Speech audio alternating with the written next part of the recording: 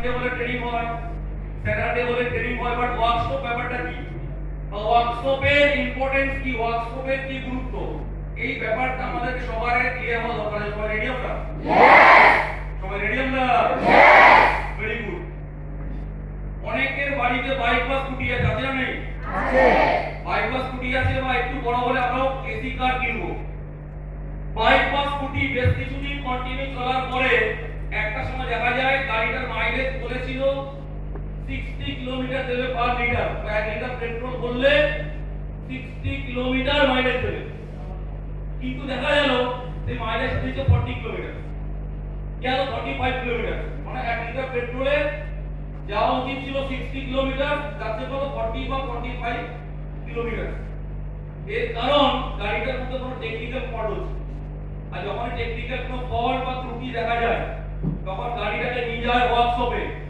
ওয়ার্কশপে মেকানিকরা আছে যারা টেকনিক্যাল ফল্ট গুলোকে ভালো করে রিপেয়ারিং করে সার্ভিসিং করে পাঠায়, যাতে গাড়িটা আবার আগের মতো মাইলেজ পায়, আগের মতো স্পিডে দৌড়তে পারে। এবং আমার এটা মনে আছে ওয়ার্কশপ কি করে একটা অ্যাসোসিয়েটকে লিডার বানায়, বা আর একটু ভালো করে বলতে গেলে আগেকার দিনের হিন্দি সিনেমা হলে বেশিরভাগ যারা নেতা হতো তারা কোন গাড়িতে যাওয়া আসা করতো? অ্যাম্বাসেডর, মানে ট্যাক্সি। এজন্য এখনো দেখতে পাই হিন্দি সিনেমা হলে নেতারা ট্যাক্সিতে করে যাওয়া আসা করতো। ওয়ার্কশপ কি করে বলছে, যখন ঢুকবো আমরা ট্যাক্সি হলে ঢুকবো, আর কালকে যখন বিকেল 5টায় বেরোবো 50 লাখ টাকার মার্সিডিজ বেঞ্জ হয়েছে।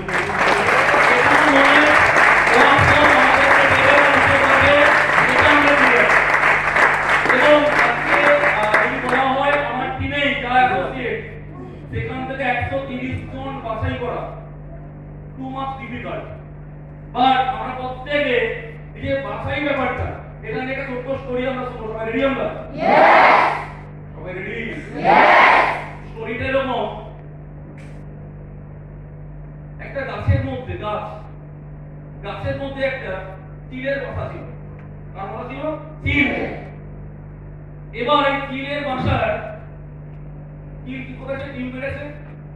হঠাৎ ভীষণ ঝড়, প্রাকৃতিক বিপর্যয়, চিলের ডিমটা নিচে পড়ে গেছে। আর নিচে ছিল একটা মুরগি পোল্ট্রি, এই ছিল মুরগির একটা পোল্ট্রি ফার্ম। এবার চিলের ডিমটা মুরগির ফার্মে পড়ার পরে ওটা পেটে বাচ্চা হয়ে গেছে। কিন্তু যেহেতু ওখানে মুরগির ফার্মে কারা থাকে? সব মুরগিরা। এবার চিলটা প্রথম থেকেই ও ভাবছে ও নিজে একটা মুরগি। ও কি বললো, চিলের মুরগিটা যেমন লাফাচ্ছে ও যেমন লাফাচ্ছে, মুরগিটা যেমন হাঁটছে ও তেমন হাঁটছে, মানে ও পুরো মুরগিদের ফার্মে পড়ে গিয়ে মুরগিদের মতোই লাইফ লিড করা। বোঝা গেছে? বোঝা গেছে? আর একটু বড় হয়েছে মুরগিটা, সারা হয়েছে, ওকে ঘুরে বেড়াচ্ছে, সমস্ত মুরগিটা খুঁজে খুঁজে খাচ্ছে, ও ঘুরে ঘুরে খাচ্ছে, সবাই তিরিং তিরিং করে রাখাচ্ছে, ও তিরিং তিরিং করে রাখা। এবার হঠাৎ একদিন আকাশে অনেক উঁচু থেকে কোনো একটা চিলের নজরে এলো, এটা এতগুলো মুরগি এখানে ঘুরছে, বাট এটার কালার তো সামথিং ডিফারেন্ট, কালার তো ম্যাচ করছে না। তখন ভালো করে ওই চিলটা কাছে এসে দেখে যে ওই টোটাল এতগুলো মুরগির মধ্যে একটা চিলের মতো মুরগির মতো অ্যাটিটিউড করছে, মুরগির মতো বিহেভ করছে, আর তিরিং তিরিং করে রাখাচ্ছে আর খাওয়াটা। এবার কি বললো, ওই চিলটা ওই মুরগিটাকে শো মেরে আকাশের অনেক উঁচুতে উঠে গেল। উঠে যাওয়ার পরে কি বললো, ওই চিলটাকে আকাশের অনেক উঁচু থেকে ছেড়ে দিল। ছেড়ে দিলে কি হবে? ও কি ওরা শিখেছে? উঠতে জানে? ও জানে আমি মুরগি, আমার কাজ তিরিং তিরিং করে রাখানো আর খাবার খাওয়া। অনেক উঁচু জায়গা ছেড়ে দেওয়া হয়, ও চেষ্টা করলো তিরিং তিরিং করে রাখানোর জন্য। লাফাতে হবে কি? লাফাতে চাইছে, কিন্তু ও পরপর নিচে দিকে পড়ে যাচ্ছে। ও আবার চেষ্টা করলো, আবার পড়ে যাচ্ছে। শেষে ও কি করলো, নিজেকে বাঁচার জন্য দুটো হাত ভালো করে মেরে দিল। পড়ে যাচ্ছিল, একটা জায়গায় আটকে গেল। আবার কান্নাম, আবার উঠলো, আবার কান্না মুখ করলো, আবার উঠলো। এইভাবে ওই চিলটা যেটা ওই মুরগির সঙ্গে পড়েছিল, সে আস্তে আস্তে ওরা শিখে গেল আকাশে অনেক উঁচুতে উড়ে বেড়াচ্ছে, ঘুরে বেড়াচ্ছে এবং নিজেকে প্রুভ করেছে যে আমি মুরগি নয়, আমি চিল। হয়তো মুরগিদের সঙ্গে থেকে থেকে আমার অ্যাটিটিউডটা হয়ে গেছে মুরগির মতো। তো আমার সামনে যারা বসে আছে আমরা প্রত্যেকে একটা চিল, প্রত্যেকে একটা কি বললাম চিল। প্রবলেম কি? সমস্ত অ্যাসোসিয়েটের সঙ্গে থাকতে থাকতে তাদের মতোই লেবারের মতো বিহেভ করছিলাম। আমার যে লিডার, আমার যে মেন্টর, আমার যে গুরু, সে আমাকে ছো মেরে তুলে নিয়ে এসে ওয়ার্কশপে পড়ানোর জন্য, লিডার বানানোর জন্য।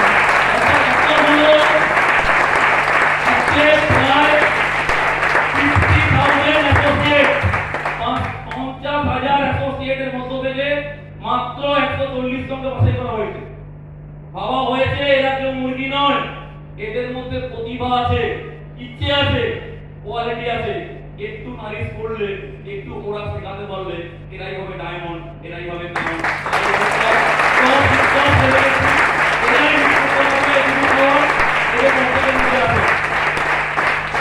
তাহলে আমরা মুরগি না চিল?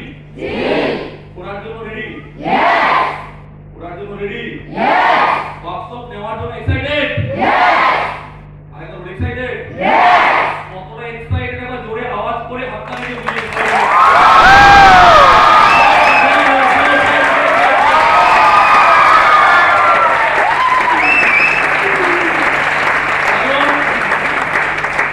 স্মার্ট ভ্যালুটা ওই লেভেলে পৌঁছে গেছে, কারণ আমাদের এই হোটেলটা দুটো হোটেলের পরে আবার একটা অফার হচ্ছে, ওটাও স্মার্ট ভ্যালু। মানে এক এক দিনে সারা ভারতবর্ষে কয়েকশো জায়গায় ওয়ার্কশপ হচ্ছে। বাট ওই ওয়ার্কশপের ছেলেমেয়েরা যেন বুঝতে পারে এখানে একটা ওয়ার্কশপ হচ্ছে মেদিনীপুর, জলপাইগুড়ি, মালদার ছেলে মেয়ে, এদের আওয়াজ, এদের এক্সাইটমেন্ট অন্যান্য তুলনায় অনেক বেশি। আরেকবার বুঝিয়ে সবাই মিলে